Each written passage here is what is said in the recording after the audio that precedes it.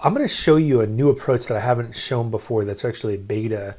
We're going to use GitHub, and I'm going to use something called Codespaces to build out a command line tool.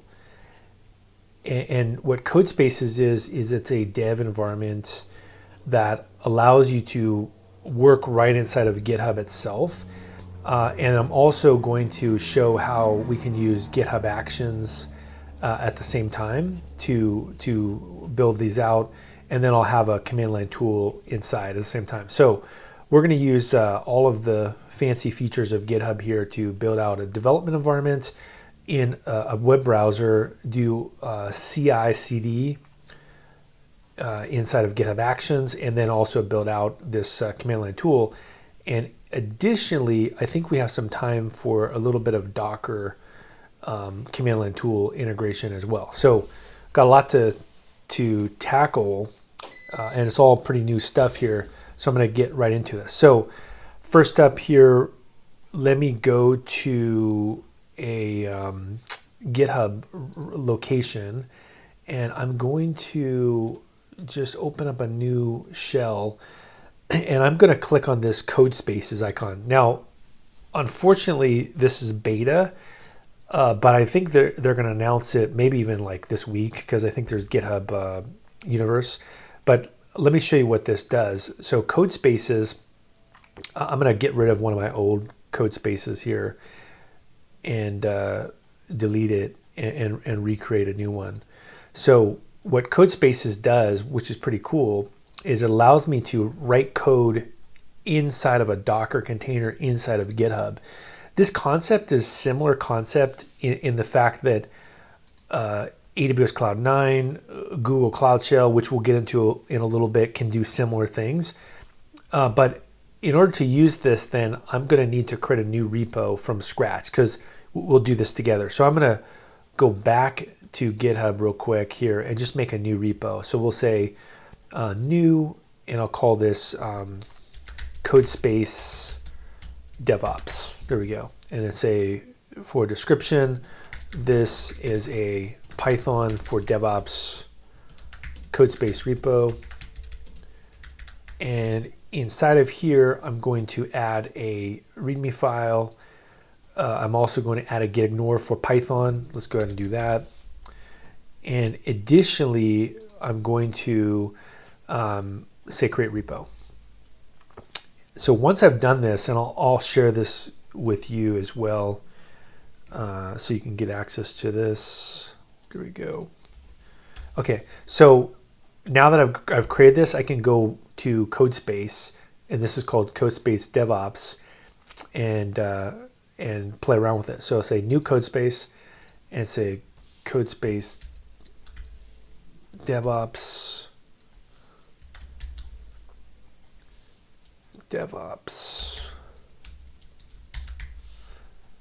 There we go, Codespace DevOps. And if I say the main branch, let's go ahead and create this Codespace. So I think for DevOps in particular, the web-based workflow, these web browser-based workflows are the way to go. I almost never use my laptop anymore.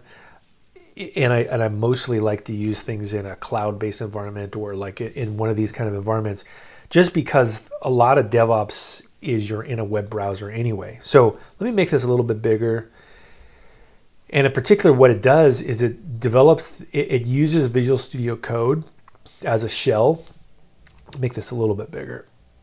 And once you're in Visual Studio Code, you get this whole structure here where it integrates really nicely with what you're building. So the first thing that I'm going to do, because this is a Codespace shell, is I'm going to go back to my repo, and I think I could just click on it here, go home, and I want to keep both open at the same time. So I'm going to click on this one, and I'll go to Codespaces. I'll keep this one open, and then I'm going to go over to this URL. So one of the things I'm going to do to start off with is I'm going to create a GitHub Actions integration.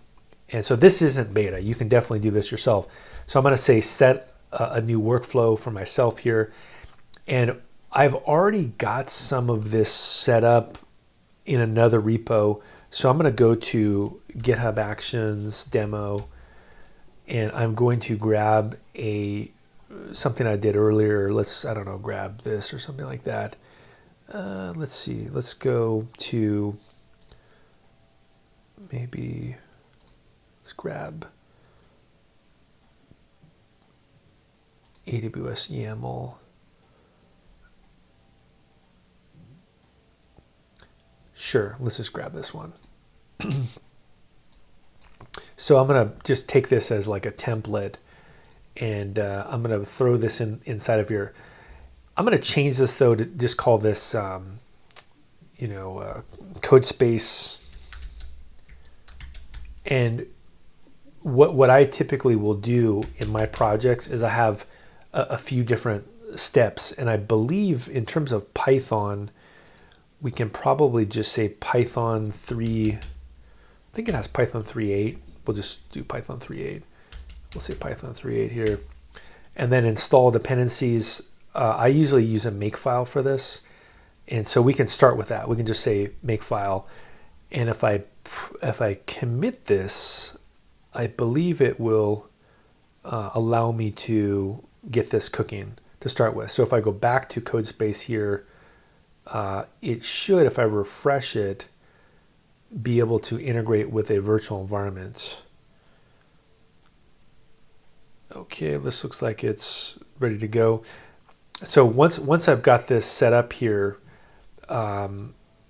we should be able to refresh, and it should be able to integrate this GitHub Actions workflow. So you can see here that now it's going to do this build process, which will mostly work, except for the make install part won't work. So it says set up Python 3.8.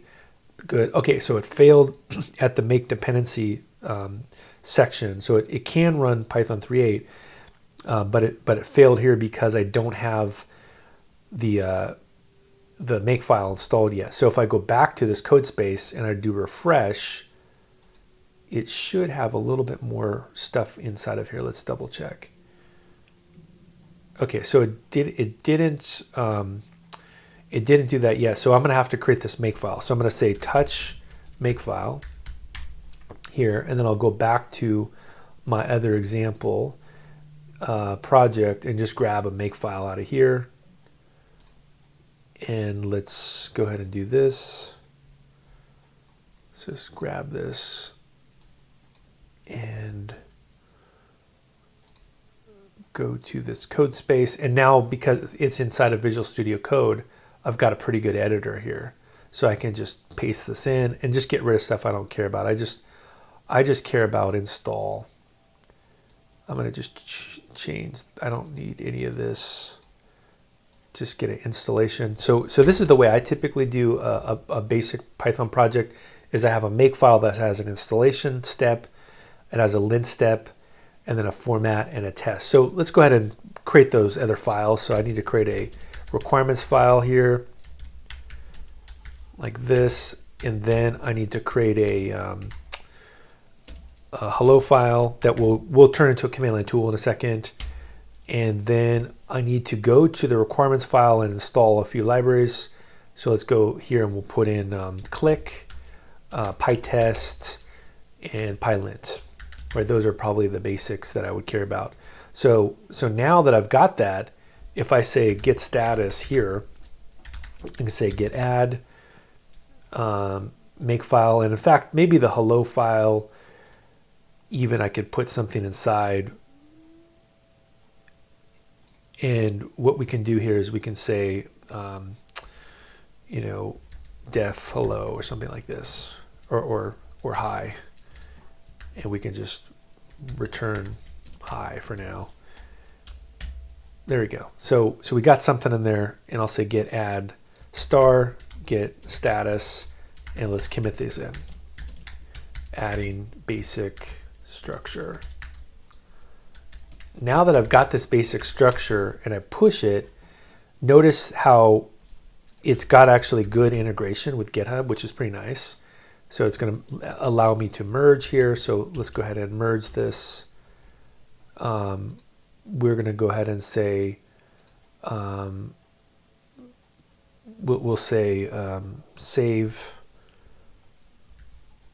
Go ahead and save this, and then let's go ahead and push it. Now, once I push this build, we can go back again to our build process with actions, and actions will run it again. And so here we go, Codespace, merge, and now we can see that this should in fact complete now that I've got the rest of that installed.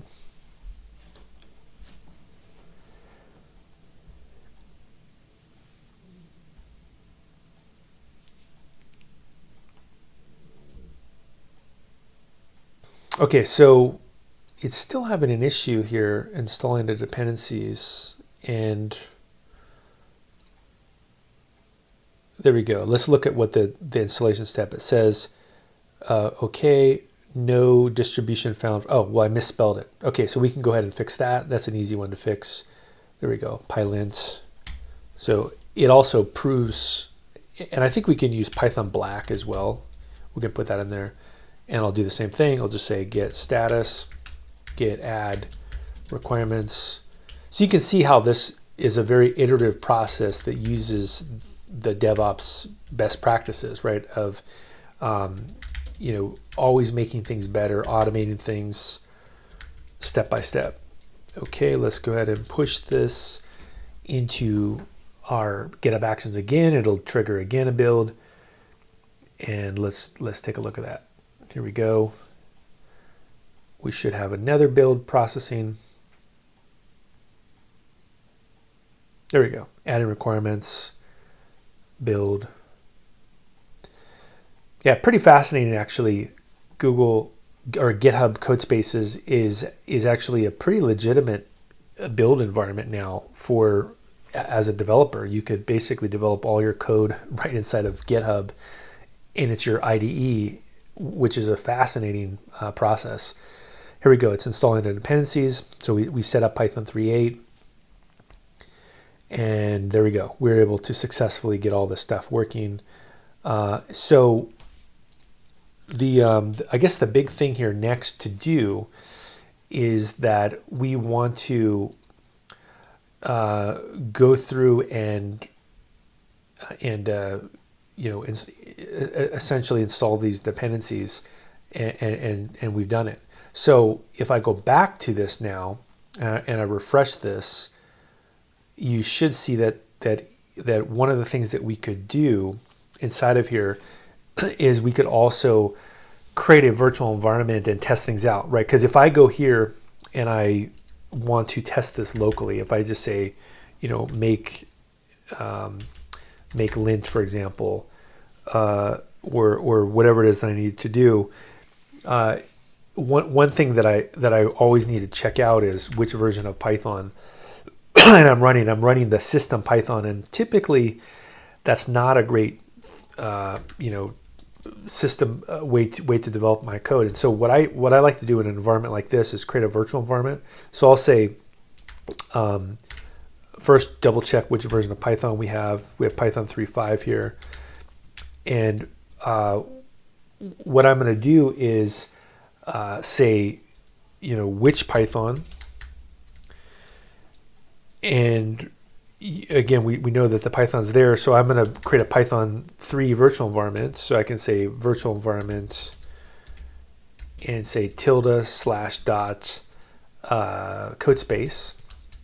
And what this will do is create a new location for me, and I can source this virtual environment to develop in. So here we go, codespace bin activate. And the idea here is that now if I say which Python, you can see that it's going to use this particular Python. Now, notice that because this particular version of Python is 3.5, what I might want to do is match up the Codespace version, and notice how that it also gave me the correct version of Python as well. So in a nutshell, by creating this virtual environment, I was able to isolate to the correct version of what I'm going to be testing later in my project. Now that I've got this set up here inside of my code space, I can actually start building out a command line tool. And what I can do is look at another command line tool that I've had previously. Let's just kind of grab one and keep a basic one here. So here we go. Here's a hello one. And in fact, I don't think that's the one I want to use. I want to use a command line. Let's look at, I think I have it in this DevOps course repo. I can just grab an existing command line tool. Let's do this. This looks like a good one to use. Here we go. Yeah, this looks pretty good. So I'm just gonna grab this code and I'm gonna throw this into my code space in the hello file. So I'm gonna go here and paste this in. Now, notice if I just run this here, this import, click, all this stuff, that let's just do this. We'll say Python hello. Notice that it says no module name click found. And the reason why is because I never did the make install local, right? So even though I have a virtual environment, what I need to do is say make install like this. And once I do a make install, it'll go back and do the same thing that the build server is doing. So the build server is actually more ahead of where I'm at than I am. And now I'm going to catch up and I'm going to get the same workflow. And let's just take a look at this command line tool that I'm building here, what it does. So I import the click command. I also import the glob library, which we talked about earlier. And then I put this path inside. So I'm writing a command line tool that can search for things inside of a file system. And so with decorators here, it really is handy because it allows me to put the options on top of this function that I'm building. So let's look at this function, what it does. It says search for a path and search for a file type and look for those results. And then inside, when you find a match, print out what's inside in red, and then at the beginning, and then iterate through each result and then print out blue or white. And then at the bottom here, I just run this search command. So let's go ahead and do that command. So now that I've got the installation working, I can do hello like this. I can make it executable first and then go to hello and do -- help. And what this will show me is that it shows me the options and it also shows me the usage right here. And so what's nice about this is I can also go in if I want to and add additional documentation. So let's say I want to be friendly and say, this is a tool that searches for patterns like asterisk.csv or something or whatever. So like CSV. Yeah, perfect. Okay, so let's go ahead and save that. And now if I do the help again, notice that the help menu should, let's do here, line, unexpected indent, line 18. Oh, I think I somehow, that's weird. I must have mixed tabs and spaces or something crazy like that, but that looks good. Okay, so let's go ahead and run this. And yeah, I think that this got screwed up, which we can fix real quick. So let's go here. Let's try that and then just delete these. Sometimes it's easy to get an indentation issue in Python because the tabs and the spaces are jacked up. But let's see if that fixed it. Oh, that's irritating. I believe that we might be able to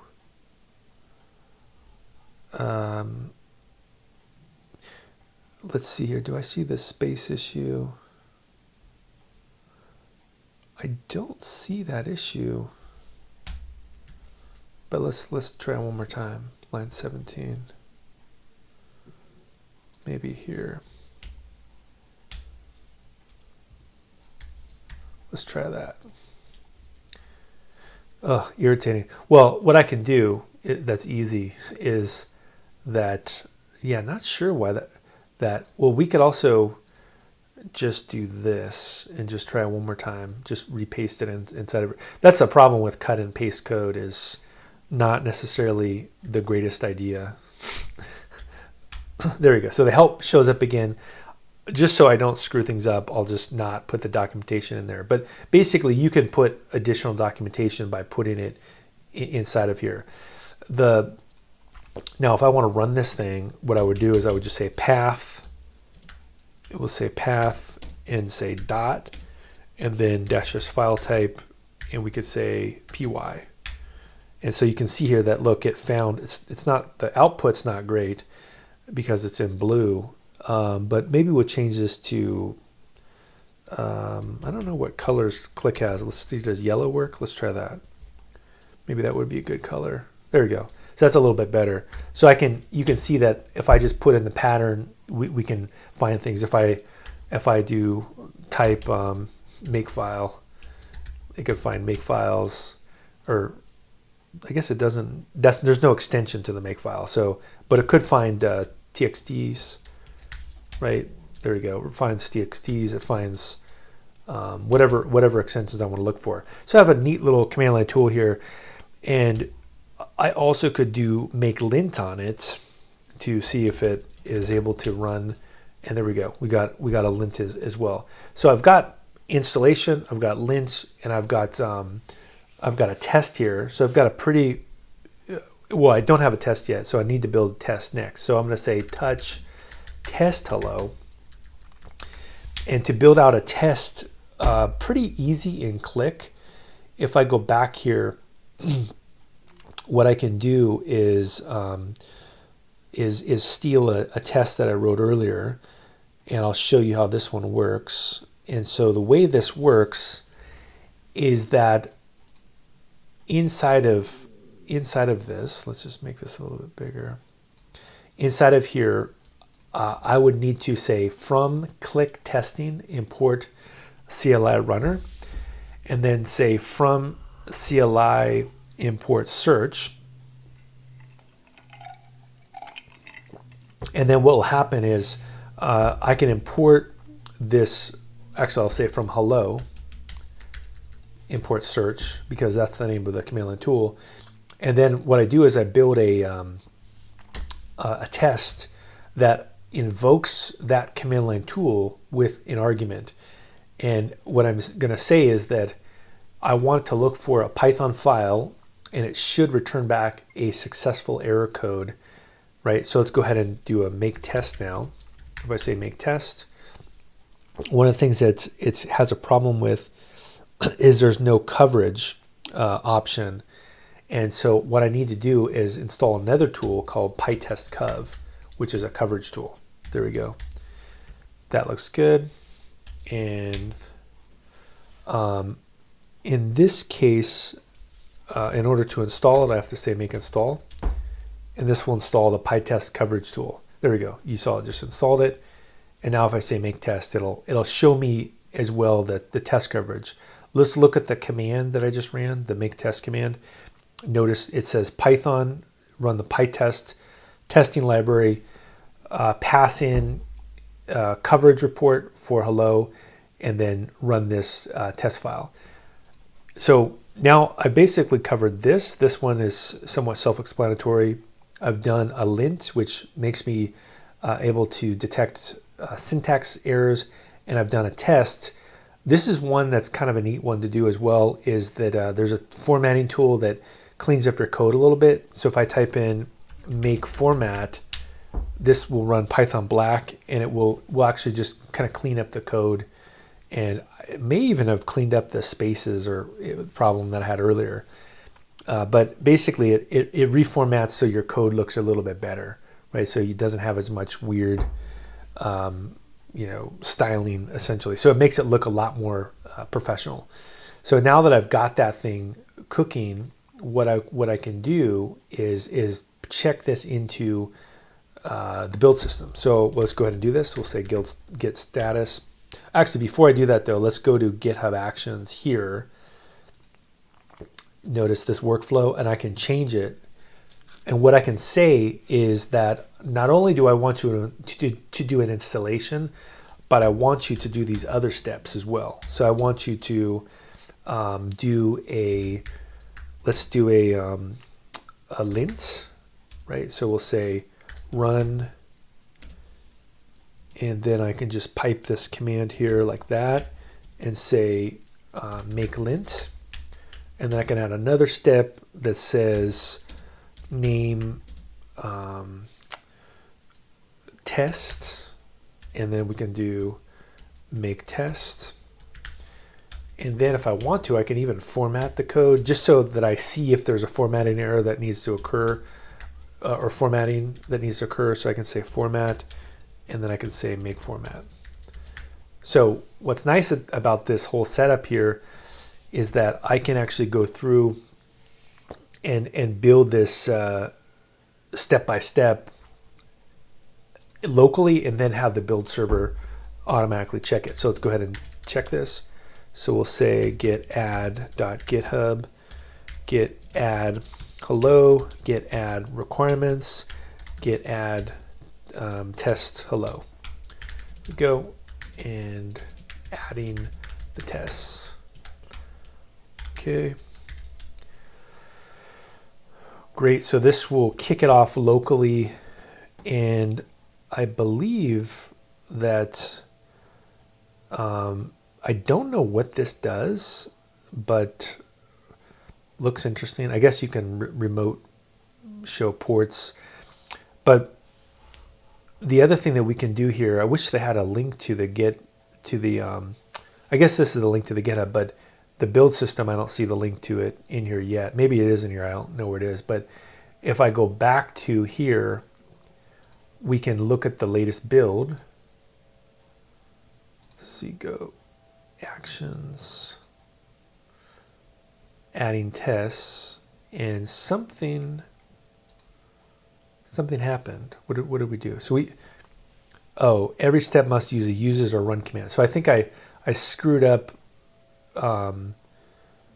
something here in the way I created the GitHub Actions, which you can fix real quick. So let me just see how I did it before. If I go here, it looks like, what did I screw up? Name, run. Not sure. Well, I can be lazy and just copy what I did before. I must have done something weird. In fact, I believe I can just do this. Just do this. Overwrite this whole section, which is, I think, from steps down.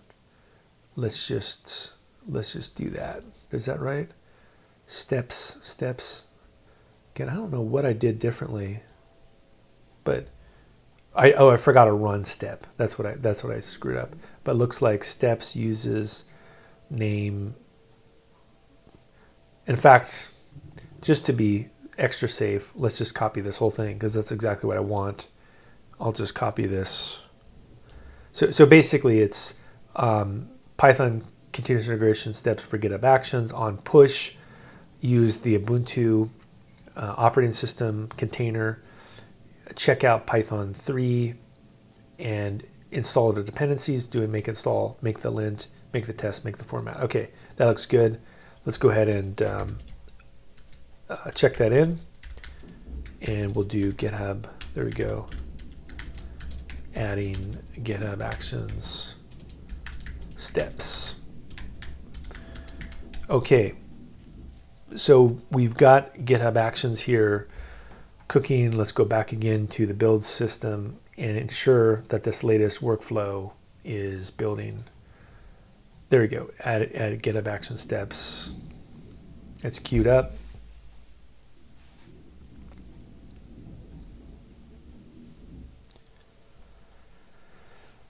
Perfect. So this thing is on build, and it looks like it's building the dependencies.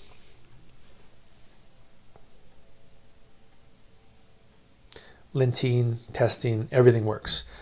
Great. So this, in my opinion, is not a bad development environment. And in fact, we can also do another step further here by going to this link. Notice how we say create status badge. And I can just copy this and also put this into the repo right here. So let's go ahead and do that.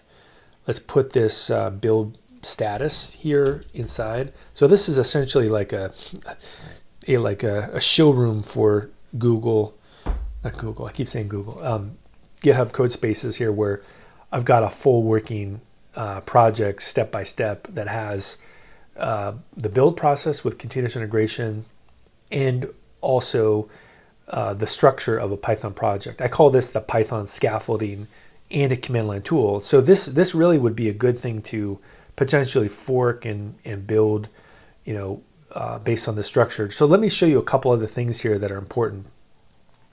One thing to point out is that why am I using this lint process? Well, if we go to this code here, and let me just put in a bad variable here, and let's just say I just have a variable that I forgot. I was busy, somebody distracted me. And notice if I say make lint, it blows up, right? It says, uh-oh, unexpected. Well, first of all, it says unexpected indent as well on lines. But anyway, it noticed, which is true actually. Let's leave that because that's actually a good. It caught two things, right? It caught the fact that there was something wrong, and it caught that there was an indentation error. What I can do is say get status and add this in, and the build server will catch this. So we'll call this bad indent and push this to GitHub Actions. Well, first I need to pull because I was able to make that change to the status badge. So if we go back here though, we can see that the build process should be back again. Here we go, merge, and we've got this build process.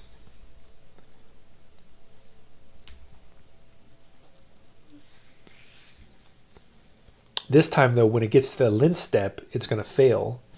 So this is really the benefit of having continuous integration is why would you ever want to check in bad code somewhere where it would later go into production? So this is really a big gotcha that we're helping to solve by messing around with this. So now that this lint is got a problem, and I can even look at this lint, and it should let me see the output. There we go. It says that unexpected indent, right? So I could go and debug it. If I go back here, easy to fix, right? Just fix this, right? This is bad code. We run make lint again. We fixed it. I say get status, get add hello, commit this, adding a fix. Okay, so assuming that all works, this thing pushes. We've basically got continuous integration set up. Now the other thing that might be interesting is I think, this runs Docker as well. What we could do is I believe I have another project that does command line tools in a slightly different way, which is called Container from Scratch. And what we could do is basically play around with this project as well. So here is a let me just briefly talk about some of the reasons why you would want to use a container now, and then I'll get into that project. So in terms of a container for command line tools, so we showed how a CLI is a great tool to build a feedback loop really quickly with GitHub, but also container is pretty interesting for command line tools in that you can package up the runtime into a container very easily. and actually package that runtime into a CLI. And so how can you do this? Well, you can push that code into something like, Docker Hub. And let me show you, how this would actually work inside of that code space. So let's just keep cranking on this. So what I'm going to do is I'm just going to start building.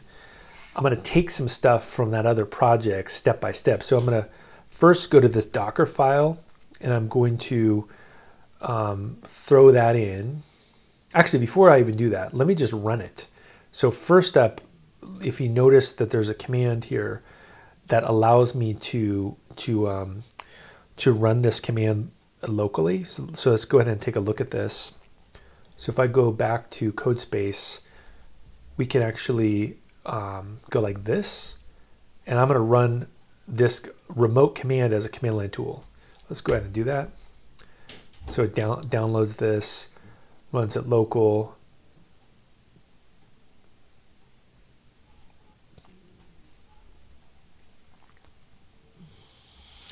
Usually takes a second to download a container. Once you download it, notice this is the step that we actually ran that command line tool. So what's neat about this is it's actually running click and it's doing all kinds of stuff, but Big Joe, here we go, let's run. So basically whatever, all it does is it does hello world, this is my container. Hello, this is my container, right? It echoes out something that I have inside of here. So to me, this is actually one of the awesome ways to distribute command line tools is someone just runs this, right? You just pass this command to somebody at your work. You say, hey, I built a command line tool that does some job. Don't even worry about what I did. Here we go. Just run this piece of code. So let's go ahead and like piece this application together ourselves and kind of tweak it a little bit and see if we can get the rest of this working in this environment. So what I'm going to do next here is I'm going to create a Docker file. That's how you create a container. And so we can go here and go to this Docker file, and I'm just going to copy it.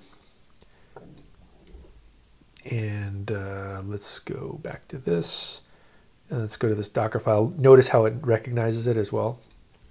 So if we go here, it says, do you want to install the recommended extensions for Docker? Sure. Let's do that. Let's okay, didn't I don't know why it has a problem. Maybe I don't need that extension anyway. But basically let's go back to Docker file, and it looks like it's already recognized in it. I'm going to say from Python 3.7.3. Although because this is running which Python here, and if I say Python, this one's 3.8.3, let's actually just run the same version of Python. So let's change this to 3.8.3 like that. And I'm going to create an app structure in my container, and I'm going to copy an application to the .py file, and then I'm going to install my packages. So I guess I'm missing this app.py file here. So let's go ahead and create that one as well. So let's go ahead and say touch app.py. And this is a really simple command line tool here. So let's just look at what this one does. This one is here. It does almost nothing. So let's go back to this container or this file, and notice, let's even run it real quick so you can see what it does. If I just say python app.py and I say, John again, I think it needs -- name. Yeah, -- name. So -- name. There we go. It just echoes out what's inside of here. So I've got this simple command line tool. I got this simple Docker container. So how do I test this out locally and containerize it? Well, what I can do is do a Docker build, and I think I have this here as well, which is I have another application that'll pull into this that'll show me the build steps. But basically, what I what I typically do is I like to put like a shell script together. I'm gonna put this shell script in here that will let me run Docker, right? So I could do something similar to this. Like I could just say, like Docker build, make it like a bash script. And let's go ahead and do this. So let's just say like touch build.sh or something like this. And inside of here, I could just put whatever steps I wanted to run. In this case, we'll call this one, we'll call this click hello or something like this. Or click echo maybe is better, click echo. And you don't need to do this per se, but it can be kind of nice to like, have like a process where like list containers, where you don't have to look up all the commands all the time. So we can say docker image ls. So if I just basically make this executable like this, I can say build.sh, right? And we can see that in fact, so it says it can't find that Python 3.8. So let's use Python 3.7. Let's try that. There we go. So it was able to find Python 3.7. We're going to build it locally. After it's done, it should show us that there's a container local here.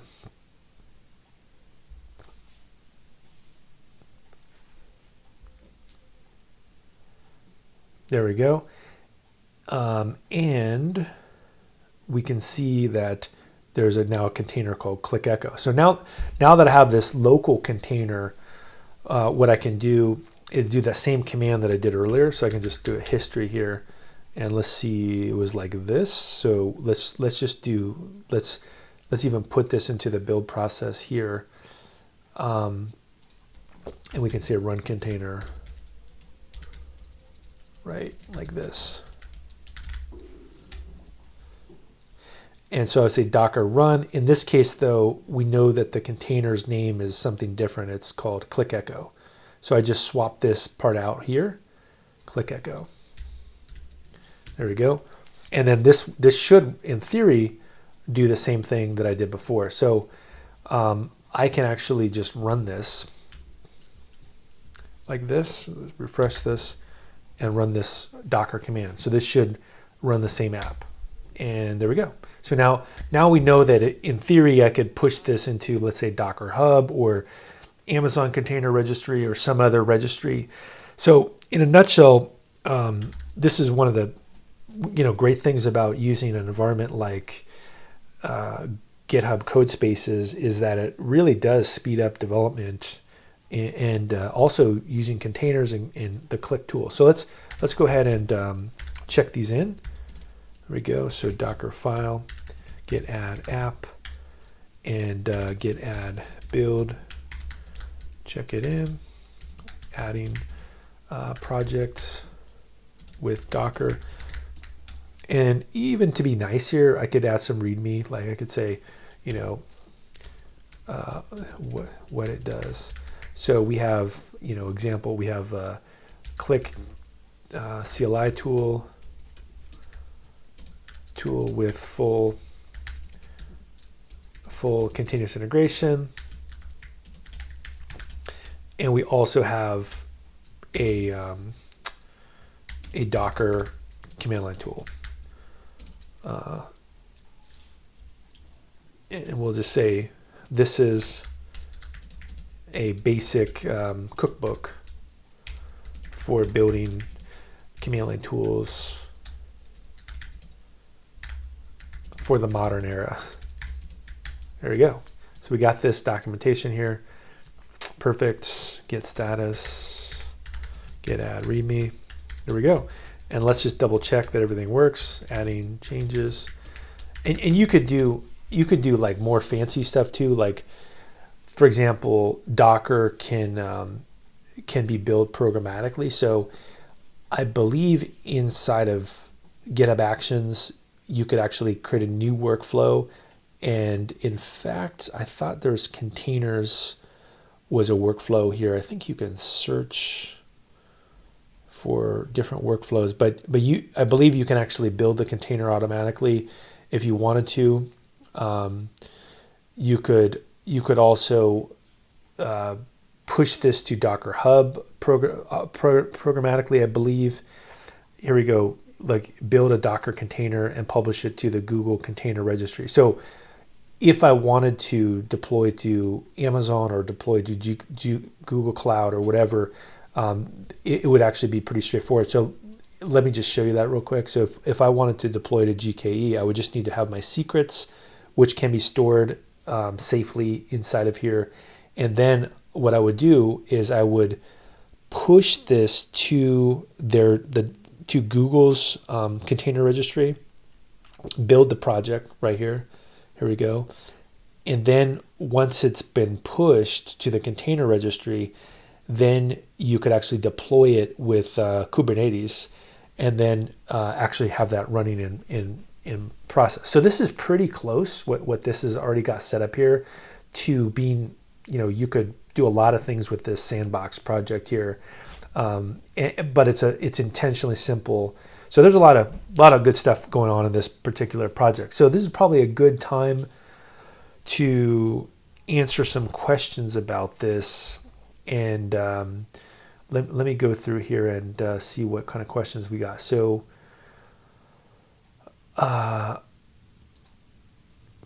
so that's a question for Derek.